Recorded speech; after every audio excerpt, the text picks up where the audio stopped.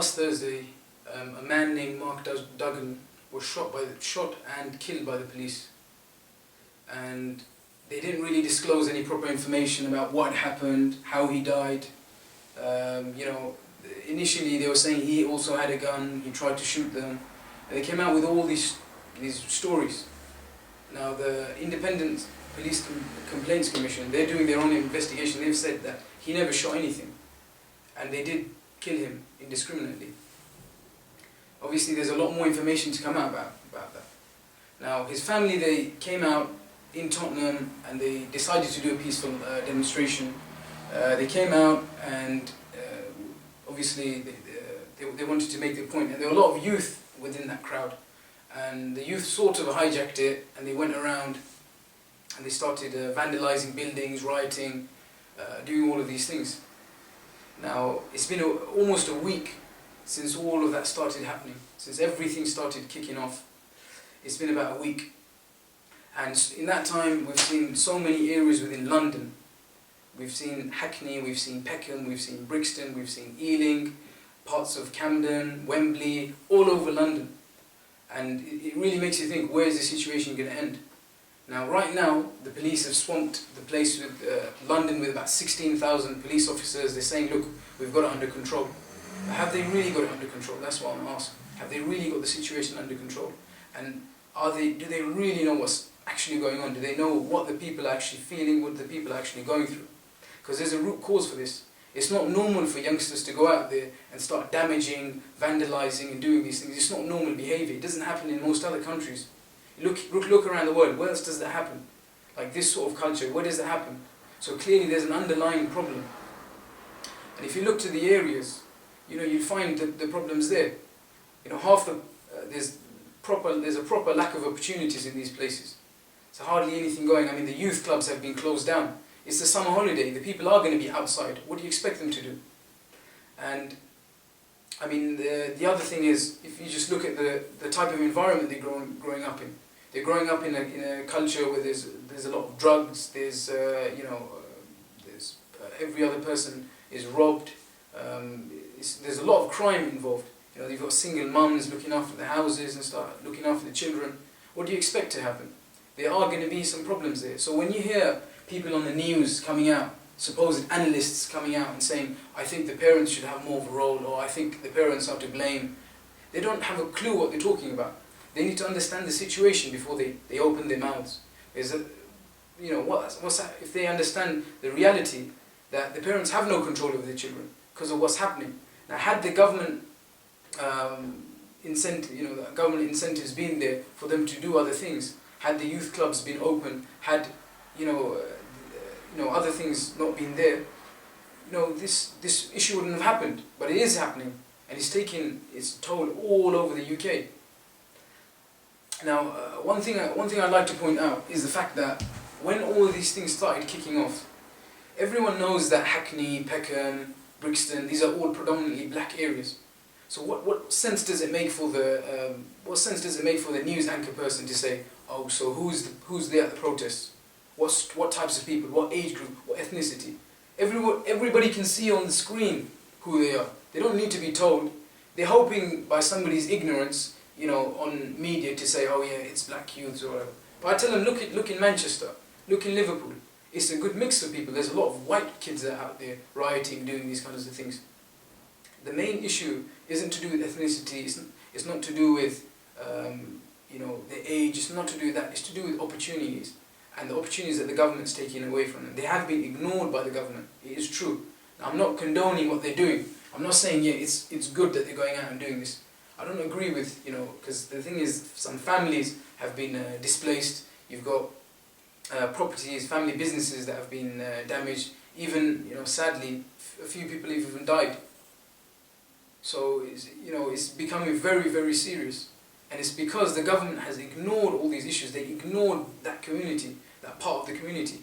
It took them 3 days. It took the Prime Minister, it took the Deputy Prime Minister, Home Secretary, Mayor of London. It took them 3 days to come and sort it out. They were on holiday. They were on holiday while it was happening, and they thought, yeah, no, the police will take care of it. As soon as something happens in the more, shall I say, posh areas, that's when they start acting. That's when they feel that it's necessary to come down. That's when they feel, oh, you know, we need to do something about it. And that's when they started coming and talking. And even when they came, they didn't even talk to the people properly. Who were they speaking to? They were speaking to the firemen, they were speaking to the police force. Might add, the same police force that nobody trusts anymore. Nobody, you know, people don't feel safe, people don't feel secure. You know, that's one of the reasons why these three men died last night.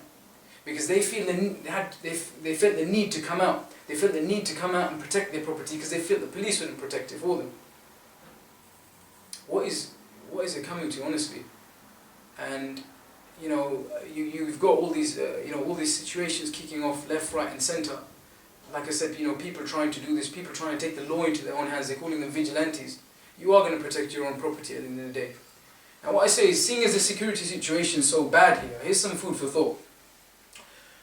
Would the government in this country, would they ever agree? I mean, you know, they're always quick to get involved in other people's affairs, in other countries, in other places. They're very quick to do it. They're quick to release a statement, they're very quick to intervene even on a military level. So, seeing as the situation is so bad here and people have to, you know, do things themselves, come out and protect their own properties, how would they like it if a country from the Middle East was to suggest, or a country from anywhere else for that matter, was to suggest, oh yeah, can we come in and look after the security situation, you need our help? No, we wouldn't accept it, nobody here would accept it. Imagine having completely foreign people here, roaming around in the streets. Nobody would accept it, yet they do it all the time. And that's the same kind of hypocrisy. And people are saying, okay, look, alright, they might have a cause, but why are they looting, why are they doing this? The fact of the matter is that feeling of greed, that feeling of wanting this stuff, again, it's come from them. It's come from them. Because what do? They bombard the youth with commercials, they bombard them with all these advertisements about this is what to do, this is how you should be. And even, I mean, look at the way they are in terms of like sex education. Look at the way they are in terms of that. They try and make them completely shameless. And that's partly one of the reasons why you have so many single parents out there, struggling to look after their kids. None of this would have happened if the government had looked after its people, if they had actually seen what was going on, and actually gone down to the areas and spoken to the people and actually properly interacted with them, instead of just leaving people to do it, you know, to do things themselves and not really. Is that the real characteristic of a leader? Is that how a leader is supposed to be? No, they're not. This is why in the UK us Muslims call for Islam. This is why we come out and we say, you know, this is unjust, completely unjust to the people. People don't even have their basic rights. You can shoot and kill a man and leave him for dead. And how many days have gone and you're still having an investigation? You've got papers like The Sun and the Daily Mail calling him a gangster and a thug when they've got no evidence to do so. What's going on? Seriously. It's completely in pieces. Everything's in pieces. And you know, they don't want to accept the fact that they are to blame. Like I was saying before, the culture of greed, where does that come from? You know, it comes from all the industries that they endorse. They endorse, you know, they're happy to have all this, you know, hip-hop, music and all this, all this kind of stuff in the movies and stuff. So people have this attitude of, you know, get rich or die trying.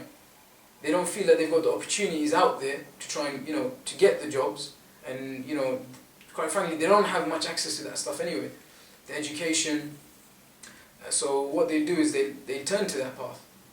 Because they want to, that thing of greed that's inside them, they need to relieve it somehow. Look at the stuff they stole as well. Did they steal food? No, they didn't steal food.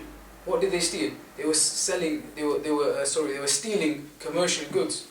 Sunglasses, watches, you know, iPhones, you know, all these electrical goods. That's what they were stealing. So all these commercials that you're bombarding them with has had an effect on them. And you can't deny that. So that needs to change. The way you treat them needs to change. All of these things need to change. And unfortunately, I don't think that you will learn your lesson. I don't think that these ministers and governments will learn their lesson. All these men coming out in shiny suits saying, no, this is the case, oh, these kids should go home, this should happen, that should happen. You need to know the situation before you make any kind of suggestions. You need to know the people, you need to know what they involve. Another thing is, they come out and say all these people who are looting, they're reckless and mindless, and they're coming out with all these statements. You know, to those prime ministers and ministers that say that, shame on you, because you are the very ones that authorize your soldiers to go and do that in foreign lands, and you've been doing that for hundreds of years. What do? You sent your soldiers to Africa, and you completely deprive them of all their resources. You sent your soldiers to India, deprive them of all their resources. Look what America done to South America. Look at all of these countries.